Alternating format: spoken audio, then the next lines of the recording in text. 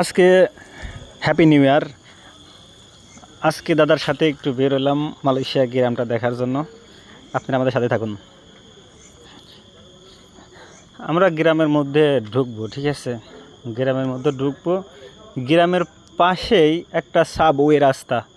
এটা কিন্তু main road না, ঠিক আছে? এটা মেন রোড না, মেন রোডের মতোই আর কি। এই যে এখন আমরা গ্রামের মধ্যে ঢুকে গেছি। গ্রামের মধ্যে ঢুকলাম।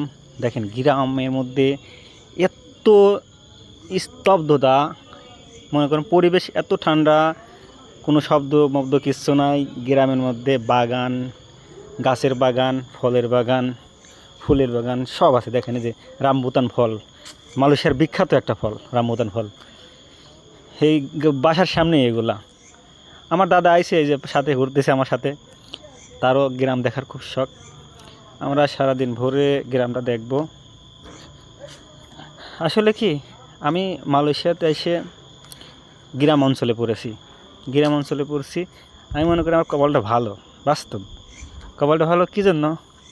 আমি যে সমস্ত ওই ন্যাচারাল পরিবেশটা দেখতেছি গ্রামের, এত সাজানো গুছানো, এরা এত ভদ্র নম্র, আগে জানতাম না যদি না আসতাম, ঠিক আছে? গাছে গাছে ফল পেকে রয়েছে, কেউ ধরতেওছে না, খাইতেওছে না।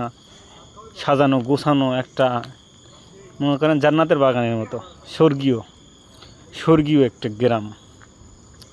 শুধু এই গ্রামটা নয়, মালয়েশিয়ার মনে করেন যে প্রতিটি গ্রামে এরকম।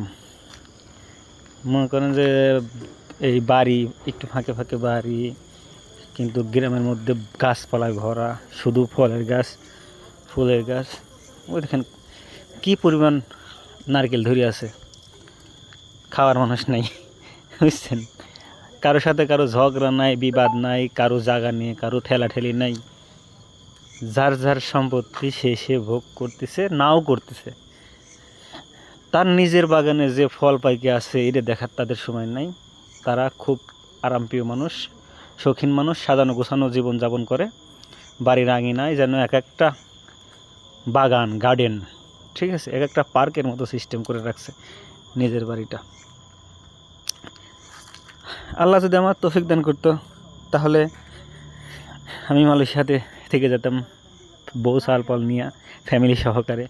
এটা আমার স্বপ্ন, কিন্তু সম্ভব না। আমি তো বাঙালি, কী করে থাকবো এদেশে, ঠিক আছে?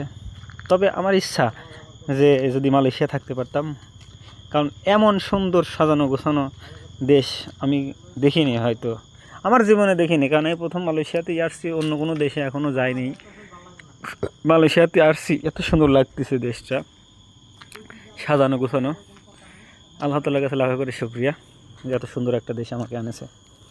দেখেন পরিবেশ কত সুন্দর, স্কুল, প্রাইমারি স্কুল, সাজানো গোছানো একটা স্কুল, দেখার মতো পরিবেশ। আচ্ছা ঠিক আছে, এখন আমরা তাহলে বাসার দিকে যাই। অনেক ঘোরাফেরা করলাম। ভালো থাকবেন সবাই, আল্লাহ হাফেজ।